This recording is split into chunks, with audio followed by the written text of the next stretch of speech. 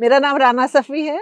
मैं new India foundation की translation fellowship की उर्दू ज्यूरी का एक हिस्सा हूँ और मैं आप सबसे दरख्वास्त करूँगी कि आप एक ढूँढें कोई बहुत अहम टेक्स्ट, ट्रांसलेट करें, तर्जुमा करें और हम सब के इल्म में इज़ाफ़ा करें और ऐसा टेक्स्ट ढूँढें जो जिसकी बहुत अहमियत होए और जिसकी आज रेलेवेंस है आज की दुनिया के लिए।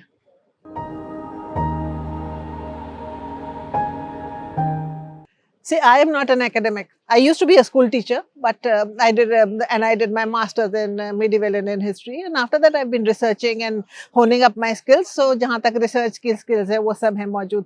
लेकिन मैंने कभी यूनिवर्सिटी में नहीं पढ़ाया, academia की मैं हिस्सा नहीं रही हूँ. लेकिन मैं translate करती हूँ, मैं पूरी ईमानदारी से translate करती हूँ. And what is actually I give this advice to anybody who asks me even about writing, how to become an author. वो करो जिसमें तुम्हारा दिल है, पैशन से करो, इसलिए मत करो कि ये चलेगा या ये बिकेगा या ये इसके लिए हमें पब्लिशर मिल जाएगा। ट्रांसलेशन के लिए भी ना translate what comes to you from your heart. जैसे मैंने असारो सनादीद की translate, it was very very tough, लेकिन आई एम सो पैशनेटली क्या कहना चाहिए डिवोटेड टू दिल्ली मॉन्यूमेंट्स कि I felt this is something that has to be in the public domain. या जैसे दास्तान कदर है, बज़्म आखिर है, these are stories, बेगमात के आंसू है. So whatever I have translated has not been with an eye to whether there's going to sell or whether there's a commercial aspect to it or not, but because I want it out there in the public domain for people to read and maybe gain some knowledge from. तो जो भी translation के लिए apply करे, मैं यही कहूँगी कि आप गाइडलाइंस पढ़िए ठीक से, कि NIF ने गाइडलाइंस दी हुई है कि कौन सी किताबें, क्योंकि कुछ रैंडम ट्रांसलेशंस के भी कभी-कभी प्रोजेक्ट आ जाते हैं. देखिए क्या चीज़ जो है इस वक़्त सबसे ज़रूरी है कि पब्लिक डिस्कोर्स में आनी चाहिए, किस चीज़ के बारे में आपको मालूम है, सिर्फ़ एक सोर्स नहीं बल्कि जहाँ जा रहा है, जो टारगेट लैंग्वेज है, उसके नुआंसेस जानना बहुत उर्दू है. अब जैसे in my case because as I said I do historical translations, तो हिस्ट्री क्योंकि मुझे मालूम है, तो जब मैं ट्रांसलेट करती हूँ, मैं सिर्फ़ ट्रांसलेट नहीं करती, मैं बहुत एक्सटेंसिव एनोटेशंस डालती हूँ. And that is very essential for people to understand, क्योंकि मैं ये 2-3 दफ़े कह चुकी हूँ कि ट्रांसलेशन है कि जैसे कोई एक धुन है जो सितार के लिए लिखी गई, आप उसे वायलिन में पेश कर रहे हैं, तो सुर तो वही है लेकिन साज़ बदल गया. तो आपको सुर भी समझना चाहिए, साज़ भी समझना चाहिए, तभी आप उसको कर सकते हैं, वरना कहीं न कहीं बेसुरे हो जाएँगे. तो नुआंसेस समझना, सोर्स लैंग्वेज के नुआंसेस समझना बहुत ज़्यादा ज़रूरी है. फिर उसके बाद आप उसको टारगेट उसमें समझिए. अगर आप यही नहीं समझेंगे कि सोर्स में वो कह क्या रहे हैं, जैसे एक छोटी-सी चीज़ मैं बताऊँ, जब मैं बज़्म आखिर ट्रांसलेट कर रही थी, तो उसमें ज़ेवरात का था कि जो बेगमाँ थीं, वो कुछ ज़ेवर पहन के किसी जश्न में जा रही हैं. उसमें एक ज़ेवर था धुक-धुकी.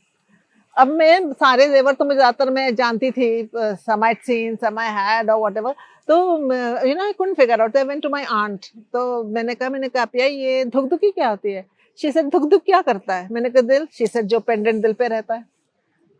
सो you no it was a pendant जो यहाँ रहता है, दुक-दुक करता है आपके दिल के साथ. So you know like these are such simple things, लेकिन ये चीज़ें समझनी ज़रूरी है. ये बहुत नुआंसेस हैं, एक बारीकियाँ हैं किसी भी ज़बान की. हर ज़बान की अपनी बारीकियाँ होती हैं और उर्दू की तो बहुत ही ज़्यादा नफ़ासत है. तो you know like that it's important to understand that. Important to understand कि जब आप कर रहे हैं, आप लिटरल ट्रांसलेशन नहीं कर रहे. और सिर्फ लैंग्वेज ही जानना ज़रूरी नहीं है. जैसे दास्तान कदर में एक जगह ज़िक्र है, जब वो कदर का डिस्क्रिप्शन दे रहा है, तो कहता है सूरज सवा नेज़े पर था. अब सूरज सवा नेज़े पर था, तो I you know is a Quranic allegory. ये जो अगर वो जो उसका है ना फैज़ का, हम देखेंगे पूरी उसमें कुरानिक एलेगरी है of the day of judgement, कि हशर के दिन क्या-क्या होगा, उसमें पूरा उसने वही इस्तेमाल किया है कि ये होगा, वो होगा, etcetera etcetera. He has made it political, that's a different issue, but it is Quranic imagery in it. तो सूरज सवा नेज़े के दिन क़यामत के दिन होगा. तो what he meant to say was कि क़यामत का दिन आ गया. It's as if it's the day of judgement and all he said was सूरज सवा नेज़े पर सवार था.